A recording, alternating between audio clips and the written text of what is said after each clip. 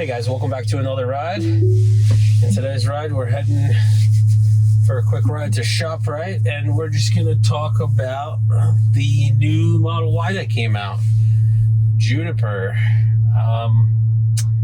Some of the features are pretty cool. They got some whole new front end, a whole new rear end, but we kind of knew that was coming because they had everything covered up in the models that they were driving around. I'm not sure if I'm a fan of the front end. The rear end is fine. The front end seems a bit, I don't know how to describe it. It's just very much like Robotaxi looking, if I had to put my finger on it. And I was not expecting that. I thought they would kind of stick to similar design like the Highland Model 3.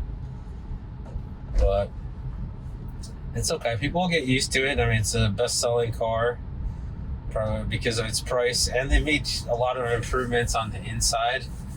I personally feel it's very geared towards the Robotaxi work because they've redesigned the monitors a little bit bigger. I think it's 15 inches now,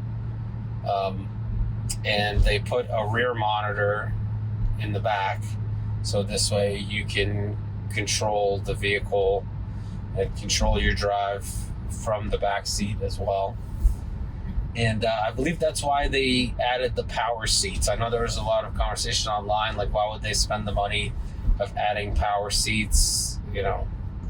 But I think that's for the Robotaxi. So when people just try to put stuff in the trunk, or they need to haul stuff, they can just drop the seats.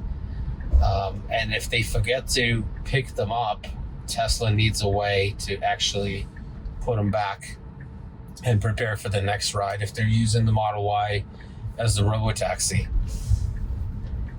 So I think that's kind of why they did what they did, because they need to have more control over the vehicle. I haven't seen confirmation if the seats are perforated, so cooled and heated. But it's kind of hard to tell this stuff based on the picture. So I'll reserve my like final judgment on the outside of the vehicle until I see it in person. I actually mentioned to my dad that it came out, and he was like, "When can we test drive it?" And I was like, "Well, it's probably not going to come to the U.S. till maybe May." So he's like, "Okay, well, we'll just wait for that time frame, and then we'll go test drive it." Because he might be in the market for a new car. I'm trying to convince him to get a Tesla, but at this point in time, he's not quite sold yet. But hopefully, he'll come around. And I'm not sure what price range it will be at. I'm sure there's like a launch edition. It's got like special badging. It's got the pot lights in the doors, and had one more thing. I can't seem to remember what it was. Basically, the strips on the door that say launch package, and there's some like new trim around the cell phone chargers under the monitor that says launch edition. But I'm sure they're going to have that launch edition, and it's going to be a more expensive package. And I think it does include the acceleration package, so that's at least $2,000.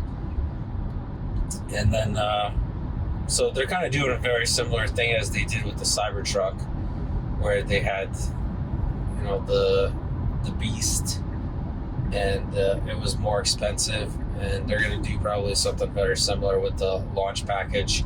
And then they'll have another trim that's, speaking of the Cybertruck, there's one driving across the street. Nice matte black, but it's all covered in salt. So it looks like matte gray.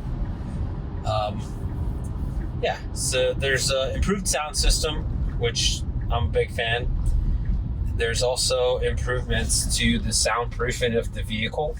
They've actually redesigned the, I believe it's the frame that holds the battery. They've redesigned it to be a single casting, like the bottom of the vehicle, because they do front casting, rear casting, and then side castings, and now they've redesigned the bottom casting as well. And they went from 70 parts to one, so that's huge difference in terms of cost and production and things like that. But I'm sure that casting machine is very expensive up front, but it'll pay for itself in the long run. And I don't know if you can use the same casting machines, or they just swap out the like the cookie cutter plates that they put in them. That's, if anybody knows that, put it in the comments below. And they've also improved the ride quality and suspension, and I would assume they would do that because, as I said, I think it's geared towards robotaxi work, so they want the ride to be as comfortable as possible. And one of the interesting things is they came back with a stock for the turn signals. I'm very surprised by that, but it's probably geared towards European markets, or maybe there is some countries that, you know, had to have it by law, maybe. And in order to sell cars in those countries, they had to have the stocks. So, you know, I think that could be a good reason to go back to those, because most people that describe their experience with the turn signals as buttons on the steering wheel, you know, they said it was great. You know, it takes like, you know, a few drives to get used to it, but once you get used to it, it's pretty cool. And when I drove the Cybertruck, the Squircle has the buttons, and I mean, I was used to it pretty quick. You know, a couple turn signals, and your brain kind of remembers that this is where your turn signals are, and you know, that's kind of where we're at. We got this pedestrian crossing. He wasn't sure if we're gonna stop or not, but we did. We got a mom with a baby. We're stopping for them too, and let's see if it's gonna pull me up to the front of the store here.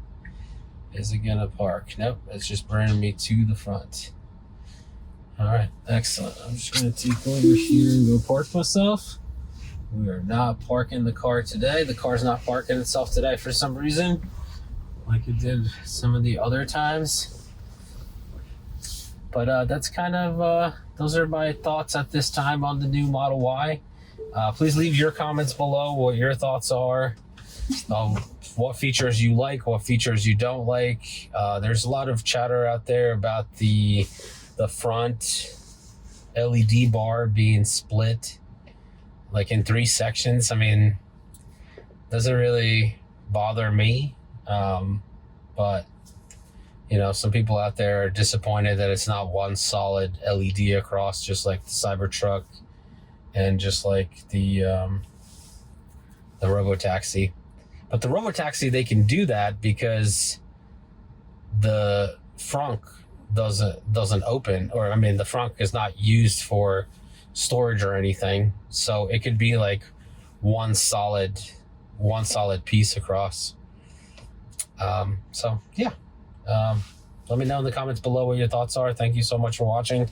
Like, subscribe, hit that notification bell so you're notified when the new video comes out. Take care of yourself, your family, and have a great day.